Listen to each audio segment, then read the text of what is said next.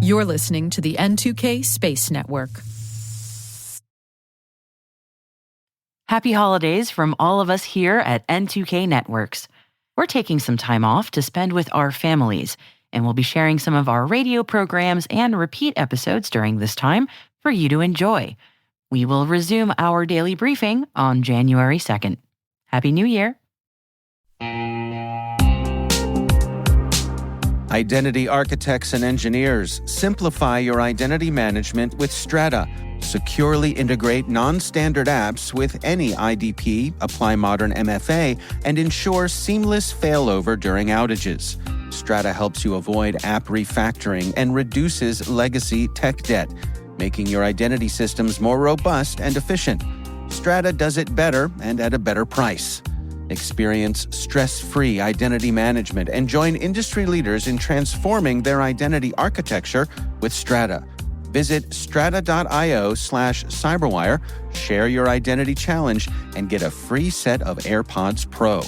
Revolutionize your identity infrastructure now. Visit strata.io/cyberwire. And our thanks to Strata for being a longtime friend and supporter of this podcast.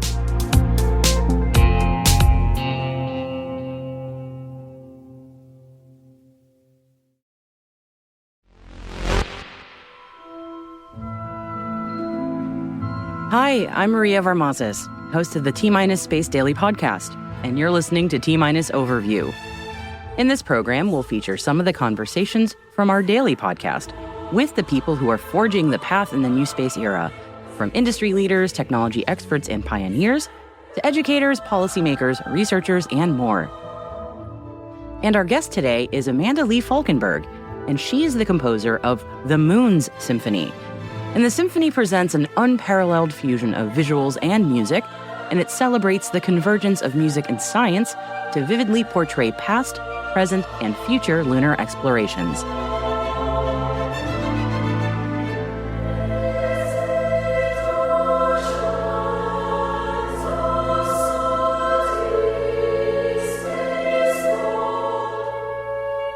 The music incorporates the perspectives of astronauts into a musical voyage throughout our galaxy. The Moon's Symphony, coupled with its planetary message, is destined to grace concert halls, open-air arenas, and planetariums across the globe. And I spoke to Amanda when she was visiting the U.S. in July 2024. My name's Amanda Lee Falkenberg. I have been involved in the realm of music pretty much my whole life. I started playing the piano at 2.5 years old, and pretty much just devoted the next 2 decades to really developing that craft. I was fascinated with the whole discipline, the progress, monitoring, or just being exposed to the repertoire of music. And then it was only in my sort of early 20s that I started composing.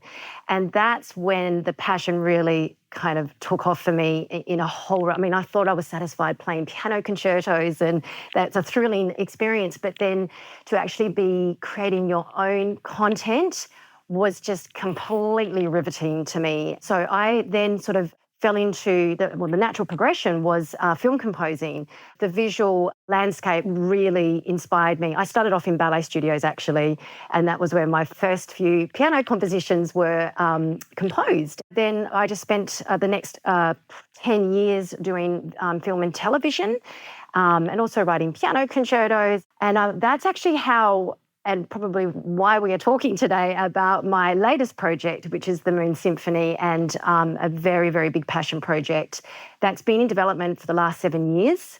And I stumbled across the concept during writing my piano concerto, which was called Crossing of the Crescent Moon. And that's how I found out about these extraordinary worlds, just through some research of ancient symbolisms of crescent moons. And then I stumbled across this website that said 10 of the weirdest moons of our solar system. And they are very weird, to be fair. They are absolutely fascinating. And I'm like, well, we need music for these moons. And I was like, it felt like a lightning bolt had gone through me. And I just could not wait to get started on this new project, which became the MOONS Symphony. And that's where we are today. Oh, that's amazing. And I know you are joining me from Chicago right now. So you are touring the world. I mean, you're doing all sorts of cool things right now with the Moons Symphony. Tell me what you're doing right now. Yeah, so I am in Chicago. This is my first time here ever. It's a gorgeous spot of the world. And of course, the Chicago Symphony Orchestra is about to perform a suite version of the Moons Symphony. The Moons Symphony is a choral symphony, and Maren Alsop is performing what we call the symphonic, the orchestral version of that. So it's super exciting. I have my first rehearsal in a couple of weeks' time with them. But yeah, so we have visuals that will be displayed on the lawns at the Ravinia Music Festival that will accompany this symphonic suite, the Moons Symphonic Suite. And I'm so happy to say that the scientists that I consulted with during the creative process are all flying out to be part of this milestone moment for the Moons. And so, it's so special. I mean, like I said, this has been a 7-year project in the making, and these scientists have been there from day one with me. I mean, as soon as I recognised very early on in the project that the science was going to be a huge part of the creative process, I call them, it's the Moons Symphonic family of scientists, So we've just been in this from day one, and here we are having the first live performance. A lot of them flew over for the premiere recording with the London Symphony Orchestra. That was back in May 2022 with Maren Alsop conducting, and so they were there on stage with me with LSO, London Symphony Orchestra, in front of them, and it was really fun because before we would perform one of the movements, Maren Alsop allowed us time just to talk to the musicians. So I had access to these NASA scientists. I'm like, right, Linda, you're going to talk about Moon Miranda, and 2 minutes to chat about the inspiration behind this next movement. And that was really well received. And so that's definitely what lends itself to this outreach program, which is another huge aspect of this project called Luna. Yeah. Oh, I was going to say, we'll get to, there's so many, you just said so many interesting things. I was like, I'm going to put a pin in 2 of them. So I wanted to ask first about that collaboration with the scientists. I'd love to hear more about, a 7-year process. I mean, a lot of it was you, obviously, but working with these scientists and that collaboration must have been fascinating. And then I want to hear about Lunar after. So we'll do one and then the other. Yeah, tell me about that collaboration. Yeah. Well, I think it's worth just sort of pausing and saying there are so many levels of inspiration that's wrapped into this project, and so many tentacles, and one of which is the science element to it all. And how that came about was, I didn't set out initially with the science element in mind. I'm a film composer. I know the power of music to storytell, and that's really, once I'd stumbled across these moons, I felt this emotional connection to their worlds. And I'm like, I know how to put this into a musical landscape so that more people could learn about them, because they were new concepts to me. They were new stories that I hadn't been exposed to. And I thought, well, being a teacher at heart, how can I, amplify their worlds? Well, music and putting emotion to their stories as well, it can be a very powerful combination. And so that's how I set about. But during my research phase, I was stumbling across a lot of science, which I felt could not be ignored. And I was quite excited about it. I honestly felt like it was tapping me on the shoulder saying, hey, can we be part of this Moons thing that you've got going on? I'm like, join board. And then that's when I recognized I needed a choir to sing this science that I was discovering. And then so I set about the research, and this is where it kind of got interesting. And I said to my husband, I'm like, I'm finding lots of inconsistencies on this internet about, their properties and terrains. And I said, I need to consult with a science specialist, or I didn't know they were called planetary scientists, or a moon expert. That's what I said, a moon expert. Moon experts, yes. A moon expert. And so I started Googling this particular gentleman that I kept coming up across, and he looked like quite the character, dressed in Eskimo gear and talking about one of the moons I had decided to write about, Europa. And I'm like, I found him eventually. I found his email, and I said, turned to my husband, he's from NASA. And it was one of those emails that you kind of type your message. It's like the black hole emails, and you never know if it's going to reach them. And so I just sort of crafted this vision, and I hadn't even written music at that point. And I explained to him about the science and these moons and whether he'd be willing to talk with me. I told him the vision about a world premiere at Royal Albert Hall and Walt Disney Concert Hall. And he responded to me 7 days later and said, Amanda, your project sounds interesting. I'd be happy to Skype with you about your questions. And so we did. And then halfway through this Skype, which was phenomenal, he turned to me at one point and he said, I think the scientists would be really interested in your project, Amanda. And I said, really?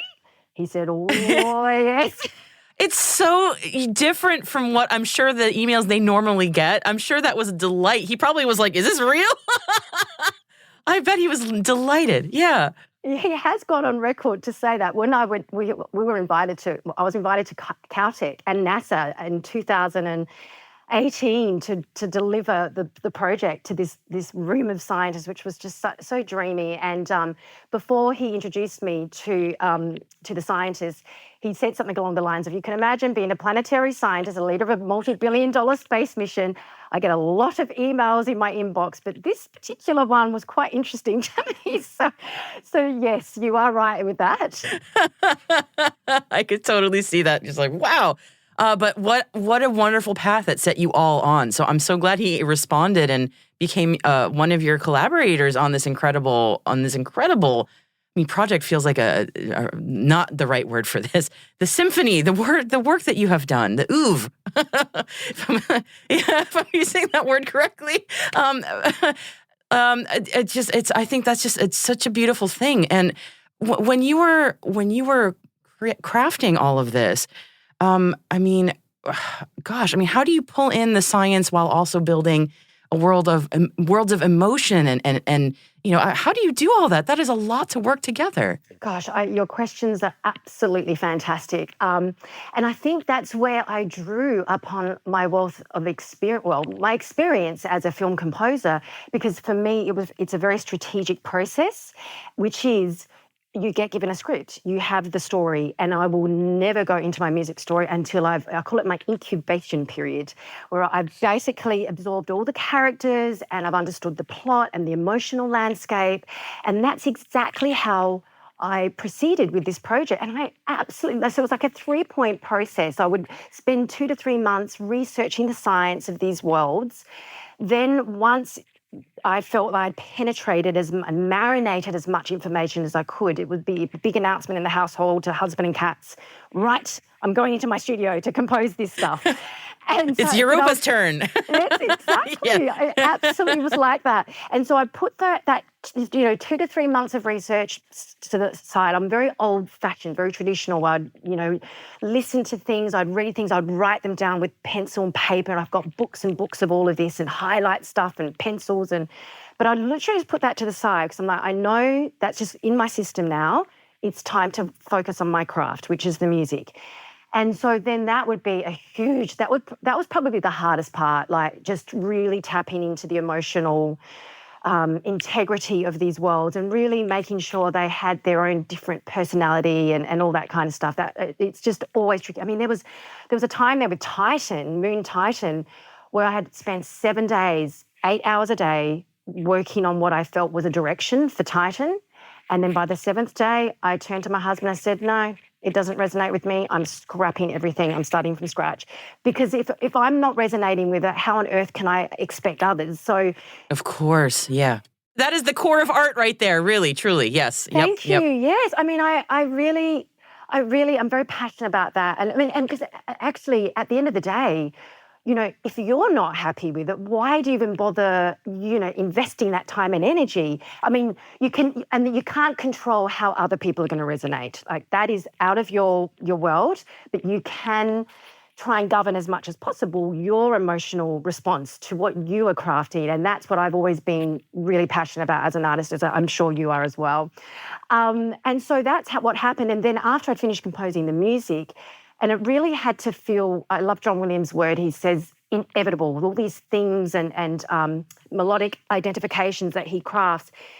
I've really latched onto that. I'm like, it felt inevitable. And once I knew that feeling, I would go, wow, we're done. Time to move on to the next moon. But then the other point was the poetry, was the libretto. And that was also a huge joy, because I would then take an MP3 of what I'd crafted and then go and sit with my science books and listen to the melodic material and go, okay, now it's time to say that part of the science and put that in there for that scene. And then but put the poetic spin on it, which I loved. It was such an enjoyable process. And I think there was only like 2 days that I thought, maybe I should hire a librettist and then I thought, no one's going to know this project as much as I do. There's not a lot of information about these worlds. And so I said to my husband, I think I can do this. I'm just going to try and do this. And it was such it was so enjoyable, honestly. I loved every aspect of the crafting of this. And you know what? I knew it wasn't going to last forever. Like 2 years later, I was done. So I just wanted to really, really indulge in the beauty of crafting the whole symphony. Oh my gosh, I'm loving hearing about that journey, honestly. It's just that you got to have all those conversations and just spend that time really absorbing all of that information about, how many different moons did you end up crafting work about? Yeah, so it started with 6, and there's a really interesting story about how the 7th moon evolved, but so 6 science moons, and here's a little synopsis for you. This is my elevator speech, as I call it. Okay, yeah, go for it. Yep. So the first 6 moons are about the scientific data collected by space probes that tell their stories. The 7th moon is about the emotional data brought back from the hearts of astronauts after seeing our Earth from the perspective of our moon. So the 7th movement is about our moon. So that's the elevator speech. So yes, the first 6 moons are about moons of the ice and gas giants. And I really wanted to find the most compelling characteristics of those worlds. So 6 science moons, and the 7th moon is sort of a spiritual, sort of emotional. It sort of reminds us about our home and how precious it is. And, there we are exploring these worlds that do not offer life. We haven't found huge evidence of this yet. Europa might be a different story. But anyway, so, it's just a really reminder of the preciousness of our planet. And need I say more? The music takes over. I love that. As soon as you said the final one was about the perspective of us from our moon, the image of Earthrise, it just comes, I'm a space nerd, so of course it does, but it's a picture that if I look at it too long, I start getting a little weepy, because it is so poignant and powerful. It serves so well to that, exactly what you were speaking. So it makes a lot of sense to me. I can see that. I'm going to just switch a little bit to lunar, because I honestly could probably talk to you for hours about just the crafting of the symphony. I love this. I'm learning so much, and I love hearing about this. I want to hear about lunar too. So tell me about, for our audience who may not know what that is, let's start with, what is that? Okay. So lunar stands for Learning Under New Artistic Regimes. I had so much fun finding that acronym, as you can imagine, because that came after I finished the recording, and I was so excited once I'd finished that phase of the project, because I knew from day one, when I discovered the science, and I'm a teacher at heart. I have a boutique piano school in Dubai. I love being a teacher, but I'm also extremely curious. I think all artists are very curious human beings.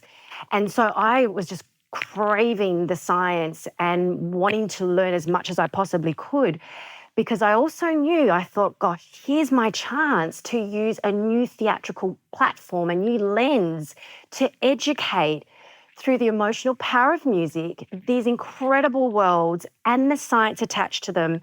And I'm so elated to say that the Imperial College outreach team in London have partnered with me and my vision, and they are truly passionate about what I'm trying to do, how to reach global audiences.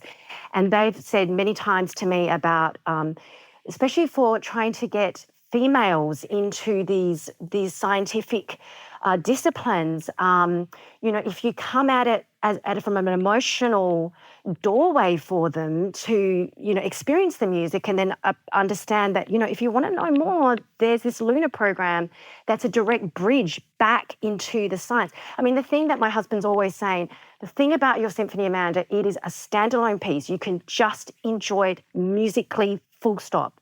But and that's why I wanted to make sure that the libretto was quite dripped in poetry. So it was, it lent itself eventually to the science that I wanted to bridge it back to. It's a companion guide. And I'm so happy to say that 2 years after the premiere recording, when we really could start piloting the lunar program, and again, that's with Imperial College of London, and we've done some events, and it was just so overwhelming, the reaction from the students, and it just absolutely proved to us all. It was like a pilot test run we did at the Great Hall back in December 2022. And the students' reaction was just, precious, like powerful, and it's just really given us the evidence that we needed, that we got to keep going and keep rolling this out. And so the idea is that my vision is to have, and Marin Alsop's is a global tour. And so, anywhere that the Moons Symphony is being presented in whatever city, we will also attach this lunar program and roll it out at schools, high schools, universities, and we'll get scientists involved who will stand in front. And so the format is that the scientists will talk about certain aspects of a particular moment of that moon.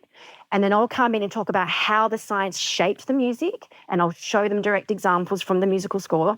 And then we'll have like a 20-piece, what I call the lunar ensemble, which I've done little transcriptions from, arrangements, I should say, from the symphony. So that way high school students or, college students can interact with the music. So they're just, by sitting there on stage, they're absorbing all of this. And so that's a way of outreaching even more, not sort of to professional orchestras. And so that would save the rollout of the big 95-piece orchestra and choir, whatever, for the main event. But this would be like a teaser, a warm-up for those who want to investigate the science that's baked into the symphony.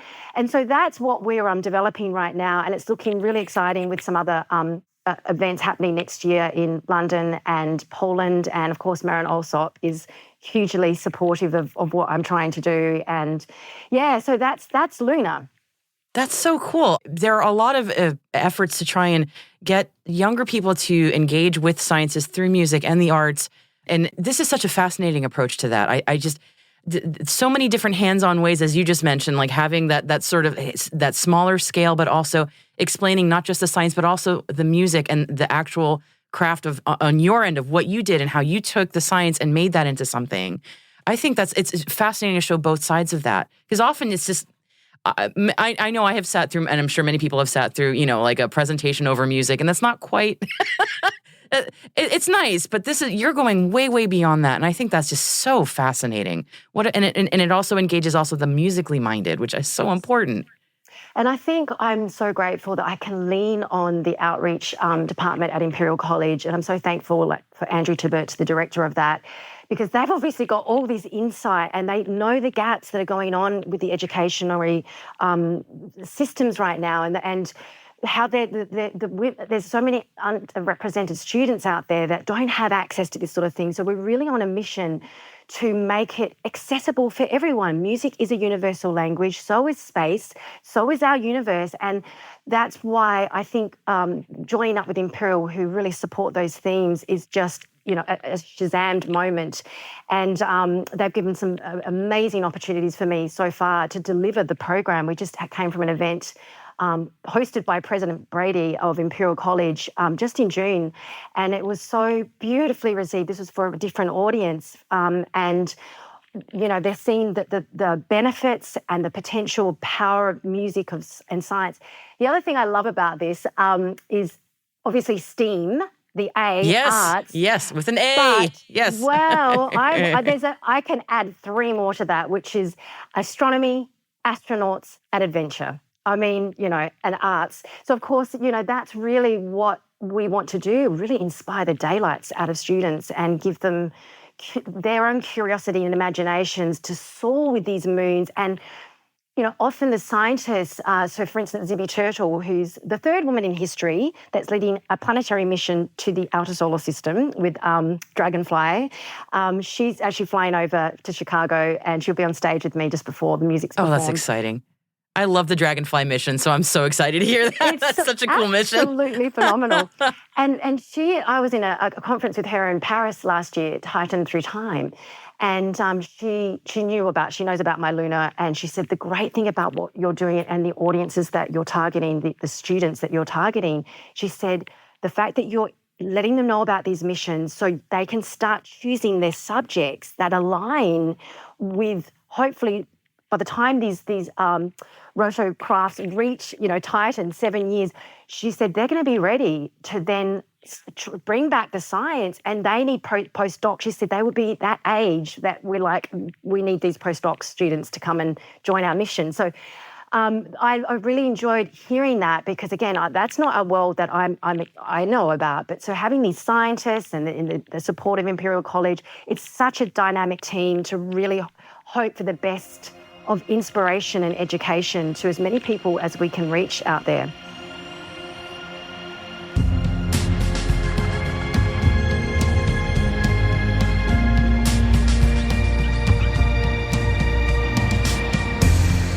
Thank you so much to Amanda Lee Falkenberg for walking us through her amazing creative process. You can find out more about the Moons Symphony at moons-symphony.com. That's moons-symphony.com. And if you're interested in hearing more about the space industry, join me every day for T-Minus Space Daily, available on all major podcast platforms. Find out more at space.n2k.com.